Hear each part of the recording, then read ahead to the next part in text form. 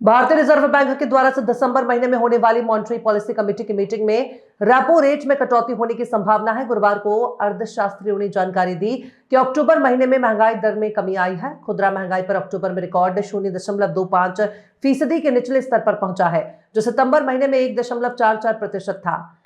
बिहार चुनाव के नतीजे के बीच सोने की कीमतें कुछ कम हुई हैं। आज 24 कैरेट सोने की कीमत प्रति ग्राम 12,785 रुपए है, जो कल के मुकाबले 80 रुपए कम है। वहीं 22 कैरेट सोने की कीमत आज 11,720 रुपए प्रति ग्राम है, जो गुरुवार के मुकाबले 70 रुपए सस्ता है। वहीं 18 कैरेट सोने की कीमत आज एक दिन पहले के मुकाबले 58 रुपए कम होकर 9,589 रुपए प्रति ग्राम है। इस तरह से अगर 10 ग्राम के हिसाब से देखें तो आज 24 कैरेट सोने की कीमत में प्रति 10 ग्राम 800 रुपए की कमी आई है। दिल्ली के लाल किला मेट्रो स्टेशन के पास हुए कार ब्लास्ट के बाद से ही अल फलाह यूनिवर्सिटी की मुश्किलें कम नहीं हो रही हैं। अब यूनिवर्सिटी की मान्यता एआईयू की ओर से रद्द कर दी गई है। ऐसे में अब स्टूडेंट्स और उनके पेरेंट्स के मन में ये सवाल है कि अब वहां पढ़ रहे छात्र छात्राओं का क्या होगा। आइए जानते हैं। बताते चलें कि एआईयू से पहले एनएएसी की तरफ से भी विश्वविद्यालय को शो कॉज नोटिस थमाया गया था, जिसमें उस पर गलत जानकारी देने और जनता को गुमराह करने का आरोप लगाया गया था।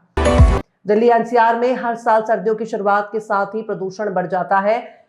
इस बार हालात और भी ज्यादा खराब हो चुके हैं। दिवाली के बाद से ही इस बार दिल्ली एनसीआर में प्रदूषण इतना बढ़ गया है कि सुबह शाम कुछ मीटर आगे तक देख पाना भी मुश्किल हो रहा है। दिल्ली एनसीआर के कई इलाकों में AQI 400 के भी पार पहुंच गया है, जिसे गंभीर श्रेणी में रखा जाता है। इस माहौल में जहां लोगों में सांस संबंधी समस्याएं भी बढ़ जाती हैं। बिहार विधानसभा चुनाव में महागठबंधन की करारी हार पर समाजवादी पार्टी के मुखिया अखिलेश यादव ने अब चुनाव आयोग और स्पेशल इंटेंसिव रिवीजन यानी SIR पर हार का ठीकरा फोड़ा है।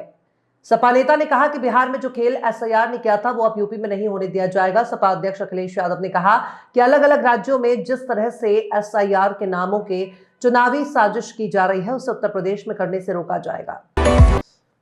दिल्ली में 10 नवंबर को ब्लास्ट के बाद पूरे देश में हाई अलर्ट है। उत्तर प्रदेश के प्रमुख शहरों में विशेष सतर्कता बरती जा रही है और इसी के तहत धर्मनगरी वाराणसी में भी सतर्कता और सुरक्षा व्यवस्था को बढ़ा दिया गया है। जहां एक तरफ काशी के प्रमुख संवेदनशील जगहों पर कड़ी चेकिंग की जा रही है, वहीं वाराणसी के गंगा नदी के बीच धारा में बड़ा मॉक ड्रिल किया गया है। दिल्ली में लाल किला के पास हुए आतंकी हमले की जांच में लगातार बड़े खुलासे हो रहे हैं। हाल ही में जांच एजेंसियों को एक बड़ी जानकारी हाथ लगी है। आतंकियों का प्लान केवल दिल्ली को ही नहीं बल्कि 4 शहरों को दहलाने का था। करीब 8 संदिग्ध आतंकी 4 शहरों में एक साथ सीरियल ब्लास्ट करने की योजना बना चुके थे। दिल्ली और बिहार के बीच चलने वाली ट्रेन देश की सबसे भीड़भाड़ वाली और व्यस्त ट्रेनों में से एक है। ये ट्रेनें लाखों प्रवासी कामगारों, छात्रों और यात्रियों को अपनी सेवाएं देती हैं। भारी यात्रा भार के बावजूद भी ये रूट बाकी लंबी दूरी की ट्रेनों की तरह ही लागत संरचना पर चलता है। इंडियन प्रीमियर लीग के 19वें संस्करण से पहले दिसंबर में मिनी ऑक्शन होगा। उससे पहले कल शनिवार को रिटेंशन लिस्ट जारी होगी। उससे पहले कोलकाता नाइट राइडर्स टीम ने बड़ा कदम उठाया है। शुक्रवार को शेन वॉटसन की नियुक्ति का ऐलान करने के बाद टीम ने शुक्रवार को घोषणा की है कि टीम सऊदी गेंदबाजी कोच नियुक्त किए गए हैं। अजय देवगन, रकुल प्रीत सिंह और माधवन स्टारर फिल्म दे दे प्यार दे 2 साल की मच अवेटेड फिल्म थी।